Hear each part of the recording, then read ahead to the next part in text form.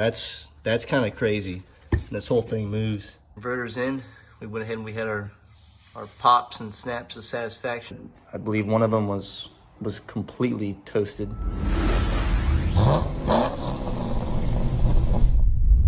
What's up, everyone? It's been a while since you guys have seen the G8. The G8 suffered from a P0741 torque converter clutch circuit stuck off. This happened right before I was leaving from Florida to Texas, and it was super inopportune. We changed the fluid, we changed the filter, no luck. We trailered it to Texas, and the problem still persisted. I thought maybe it was the torque converter clutch solenoid valve inside the valve body. I went through Sonex and I bought their whole revamped, redesigned valve body for the car with all repurposed valves and seals and whatnot. Didn't fix the problem. So here we are, and we're about to pull the motor on the G8 to get to that torque converter. So the reason why I'm pulling the motor on the G8 to get to the torque converter is because the G8's got kind of high mileage on it. It's got 153,000 on it. And the oil pan gasket has been leaking ever since I got it. And I've always been putting it off because I didn't want to pull the motor or at least lift it up to get to it. So I saw this as a perfect opportunity to go in, do the motor mounts. I'll do the alternator starter just for good measure. Maybe the rear main seal upon inspection if it's bad. And I will be adding a trans cooler so that now the torque converter does not overheat the tranny and result in clutch material getting burnt up just like it did. So the G8's got a 3000 Circle D stall converter. I'm not sure exactly what size diameter it is, but I know that it is an aftermarket converter. I assume it's probably been in the car for about 30,000 miles. I've probably put almost 10,000 on that. I think maybe it was due to heat and possibly transmission line pressures via tune. Dr. Tunemal revamped the whole trans tune on it, and he said that there was some wonky stuff going on. So I think that the torque converter may have suffered due to too much torque application or too much line pressure, and then the heat causing it to basically wear down that clutch material inside. And I believe that's why we're striking that code. I can't think of anything else that it might be. If you guys could think of anything or might know, drop some comments down below and let us know if you've had the same problem. Before we yank that motor out, we're gonna go ahead and start it up one last time just to see how beautiful she sounds.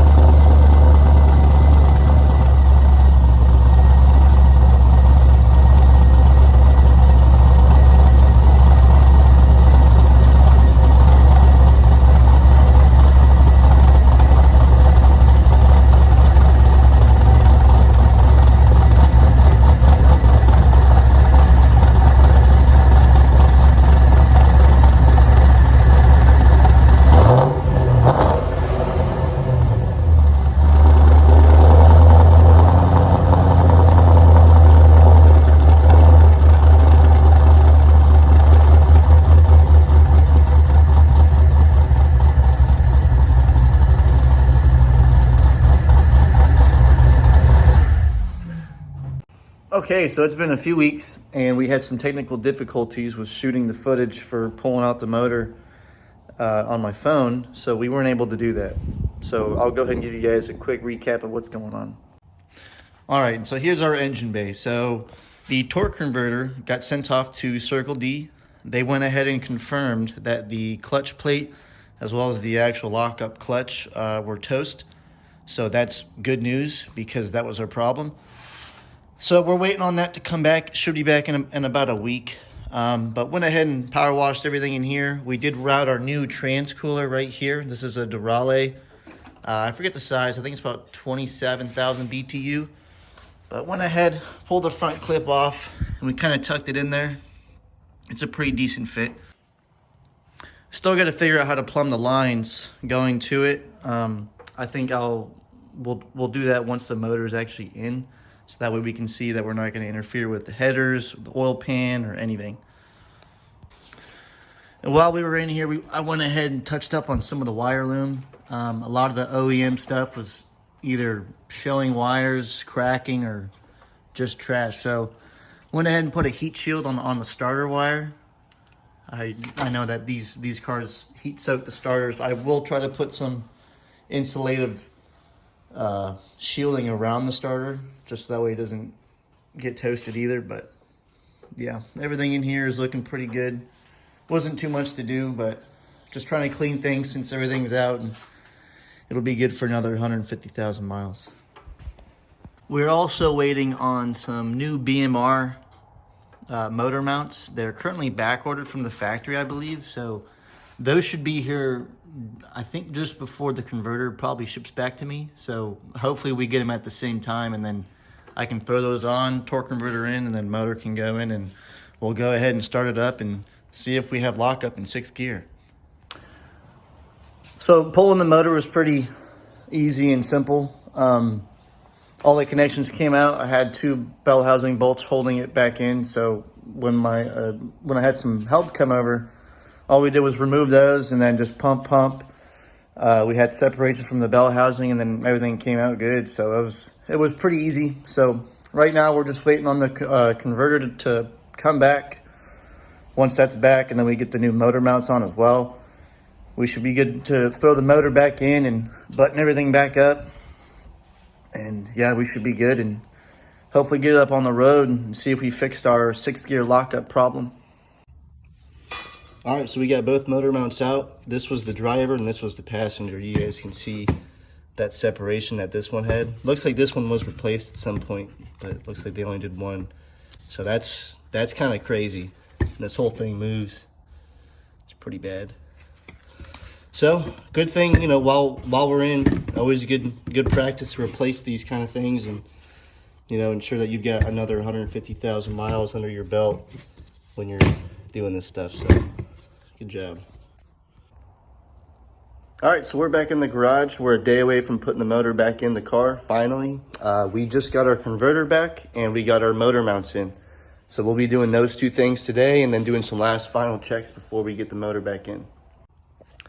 All right, so here we have it. We got the new motor mounts.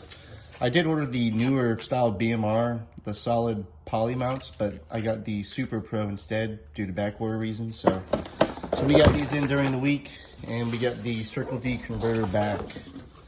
They sent us some cool swag. Circle D customer service, awesome.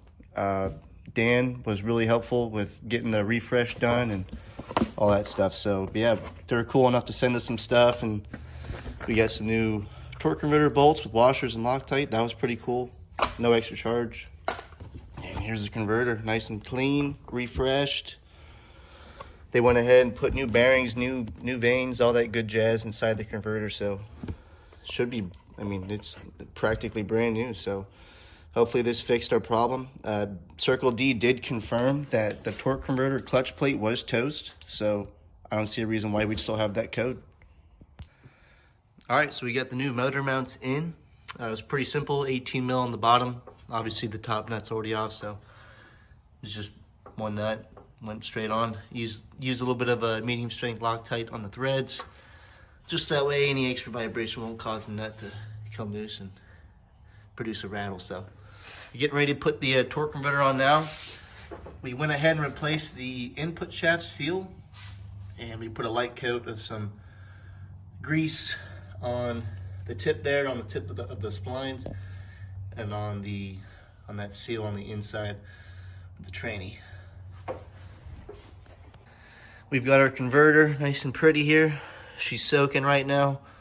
It takes a few minutes. Should take about a quart of oil. And yeah, we'll just let it sit, and once we have deemed about a half quart to quart of oil has been soaked in, we'll go ahead and for a run. All right, guys, so as you can see, the converter's in. We went ahead and we had our pops and snaps of satisfaction with it mating correctly, so should be good. Same one that came off, so shouldn't be any clearance issues or any kind of bolt issues, so we should be good. So yeah, tomorrow we'll have some help, and we'll be able to get the motor in, and yeah, hopefully by the end of the weekend, get some fluids in it and go take it out on the road and see how it does. All right, guys, so here's our motor. So this is the L76 that came out of the car. It's a 6-liter. This one is DOD deleted. It does have a custom grind cam and all the goodies that follow with that. So since the idea behind pulling it was to kind of refresh the motor as easily as I could without really tearing it apart. So what I did was I got all brand new front drive stuff. So all the pulleys, water pump, balancer, alternator, brand new, all as genuine as I could get. We went ahead and got a new front timing cover. Upon inspection, the timing chain dampener clip, the little orange piece, had actually broke and wedged itself between the oil pump. No, and also we did get a new Melling high volume oil pump for the correct non-DOD application. So, but yeah, everything on the motor is kind of refreshed. New gaskets on the valve covers. Also, we have a new rear main seal, pretty important to do. It was leaking, and while I had everything out, I did put the new oil filter barbell plunger thingy that goes in there, and then also I did get rid of the bypass valve that resides in the oil pan, because our new oil pump, the Melling one, has its own bypass valve inside of it. So the engine was pretty dirty. It's nice and clean now, as you guys can see, so it should be good to go. All right, guys, so it is Saturday, and we've got everything staged here now. We're getting ready to drop the motor back in the G8, making sure everything's out of the way. Everything's good to go. We are gonna have to match the bell housing up with the motor, so I've got the floor jack there so we can manipulate that up and down. And then we'll get the dowel pins in, and then we'll start the bell housing bolts and then start our connections. All right, guys, so we got the motor stabbed. We got the top nuts on, and we got a few of the bell housing bolts on. I just had to pump up the trans a little bit here and there, kind of, drop it, pump it just to get the dowel pins aligned. And once I got a few bolts started, I went ahead and I got the mounts through the brackets there. So yeah, so it's on. I'm gonna continue to do the bell housing bolts, and then I'll do those nuts, and then I'll continue on with the torque converter bolts, starter, headers, and basically all the connections, and we should be good. All right, so it's Sunday. I finished up last night at about 6 p.m. This is how far we got. We got all of our major connections back on. We got starter on, alternator wired up, AC compressor good to go, radiator hoses, fan, radiator back in, majority of the plugs back in. I'm leaving the injectors and the spark plugs out. Well, injectors unplugged. I'm gonna dry motor it so that way we can get some oil run through the new pump back up to the lifters, so that way when we go to start it, it won't be a dry start. But yeah, so exhaust manifolds are on, they're tacked on. I'm gonna have those loosely installed so that way I can figure out the routing for the trans cooler lines, so that way nothing's gonna interfere. But yeah, so hopefully today we could get it fired up and on the road. We'll see. All right, so that's a wrap. We got our exhaust hooked back up. We got all of our connections done up here, spark plugs, wires. I did have the plugs out and the fuel injectors unplugged, and I went ahead and I keyed on the starter to turn it over a few times. The starter was good. It turned over, so we got some oil reintroduced into some areas, so that way when we start it, it's not bone dry. So yeah, about to go pull it out, start it up, and see how it does.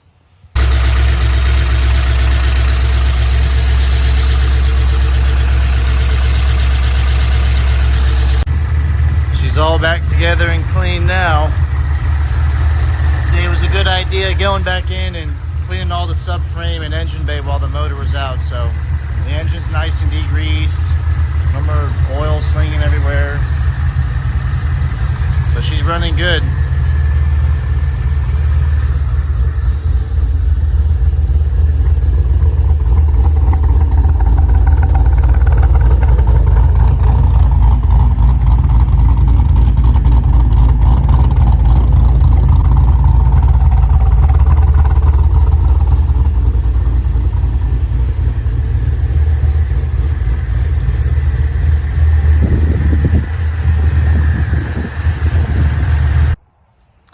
So we got the car running. I went ahead and we got everything buttoned up. We got the front clip on now. We repaired the crack on the bottom side. Hood's back on.